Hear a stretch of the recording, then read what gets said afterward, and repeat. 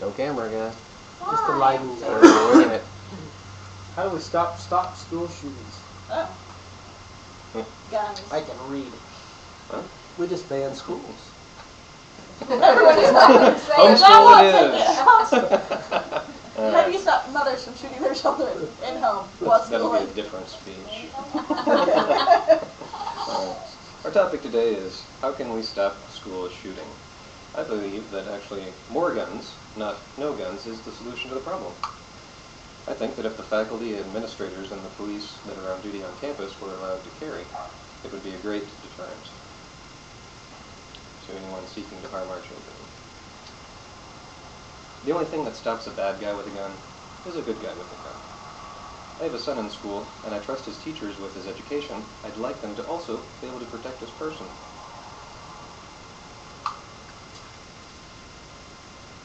It seems that the gun-free zones only invite criminals. That's actually a really good one.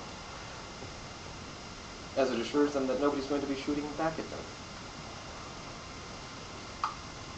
And since the gun-free zones in 1994, little to no change has happened in the incidences of school shootings. And as far as more gun control goes, the cities of New York, Washington, D.C., and Chicago, which have the strictest gun laws in the country, have a higher incidence of violent crime than any other one. In countries like the UK, where guns have been banned to all private citizens since 1993, you can see that violent crime spiked dramatically after that, and then still kind of plateaued out at a higher level than they had when it started.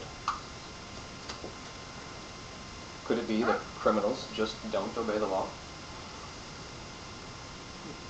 Safety's been on everybody's mind since 9/11.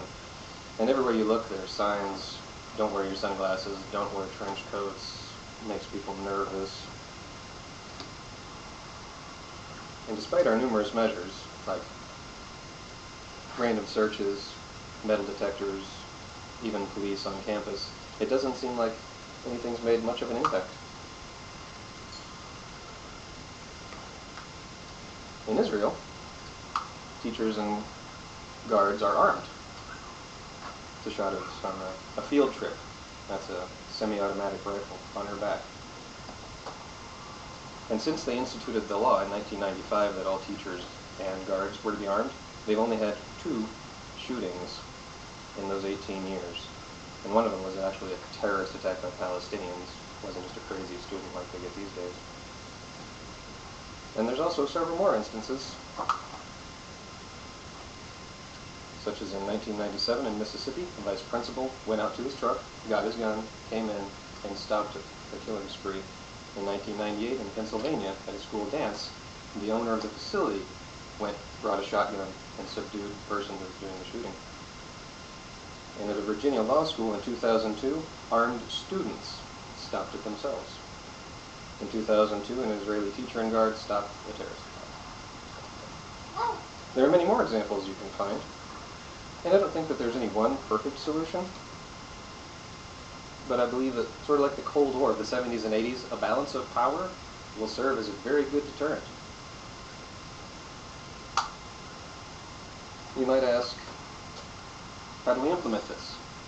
How do we legislate who carries guns, when, and where? Well, I think that if we simply remove the gun-free zone, the desired result will be achieved. Our police, I don't know any off-duty cop or on-duty cop that likes to go anywhere without his gun. Our faculty and administrators have to pass extensive background checks just to teach. In order to have a concealed carry permit as a private citizen, you also have to pass competency, safety classes, and tests. So the only people who are going to be doing this are going to already, by their own accord, been certified, unsafe, and be in the right mindset, should it come down to that. Thank you for your time. Yay! Just scan the audience. Oh, you're right. It's stuck in the screen. There's everybody.